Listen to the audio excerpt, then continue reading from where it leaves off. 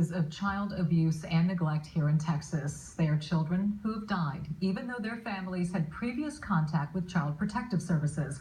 For the first time, Channel 2 Investigates has copies of new reports revealing mistakes by CPS caseworkers. Investigator Jace Larson uncovers what went wrong, and he's asking the state's top child advocate what's being done to fix it.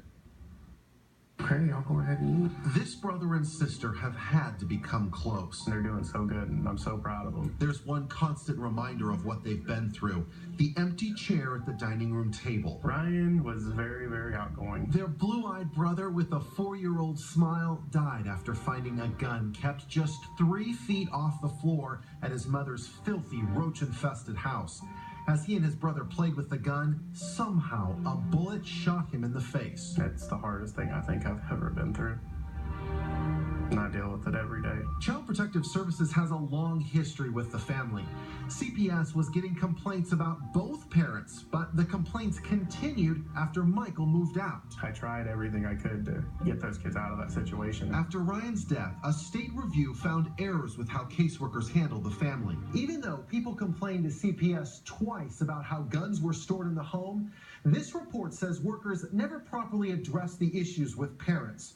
The report reads, quote, "The investigator does not fully assess the safety and storing of the firearms away from the children." The report also says over 6 years, CPS investigated 15 reports that Ryan and his brother and sister were being abused or neglected.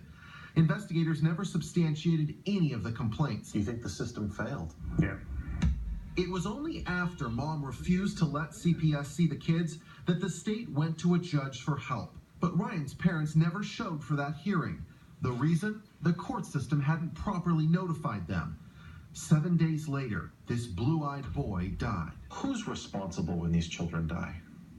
Well, the parents are responsible. So it's very difficult to say, because this agency has touched the family, that they should be able to predict all future behaviors. Judge John Specia leads the state agency, and it's his team that prepares these reports. Of the 8 children's cases reviewed by the Office of Child Safety, reviewers found caseworkers made errors in each case. Adrian Langless looked nothing like this the day police say his mom's boyfriend beat him to death. He died in May with detached retinas and a skull fracture. 3 months earlier, CPS was given photos of alleged abuse. A caseworker investigated, but never showed the photos to police or a doctor. We protect thousands of children a day. That doesn't get on the front page.